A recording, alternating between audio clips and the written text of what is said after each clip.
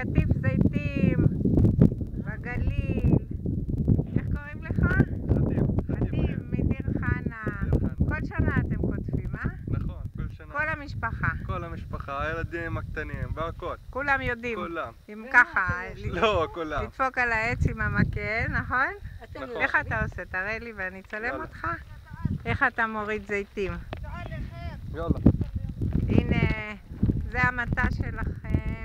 משפחת חטיב, זייני וזיינה החמודות. הנה, יש לכם שמן זית מרוצה. מה? אנשים שואלים על שמן זית, אוקיי. יש לנו הרבה.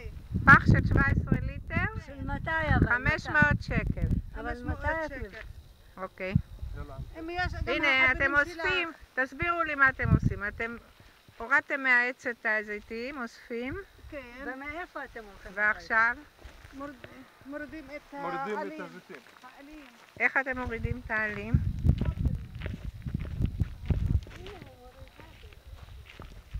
הנה, אני הולכת אחריהם. הם אספו את כל הזיתים והעלים בתוך היוטה הענקית הזאתי. בינתיים תראו איזה נוף מדהים, כל בקעת בית נטופה, המוביל הארצי. הארבל והכנרת, אין על היום הזה. וכל מטעי הזיתים האלה, כולנו קונים מהם שמן זית פה, ושותים את זה כל השנה, בריא. בכלל בריא להתמרח עם שמן זית על האור, מונע יובש. טוב לשתות אותו בבוקר, לקיבה, נקייה. טוב לבשל איתו, לטגן איתו.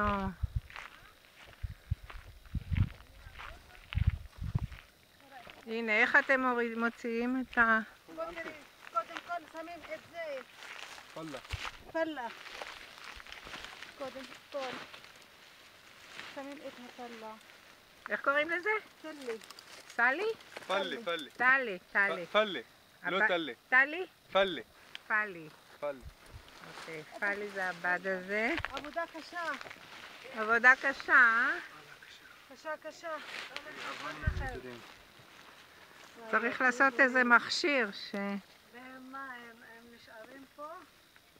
וואי, אימא'לה, אני אשאר קצת. פנינה, תעזרי לי לפתח, תפתחי את הפלה. בבקשה. אוקיי. כן, תודה רבה. יאללה חיר. نلاقي البيت هني يما هي سمية הנה הזיתים. הרבה. تعالي هون وخلص سمية אז מה, להוריד אותם ככה? كاخا او بمكان בואי אני אוריד לך.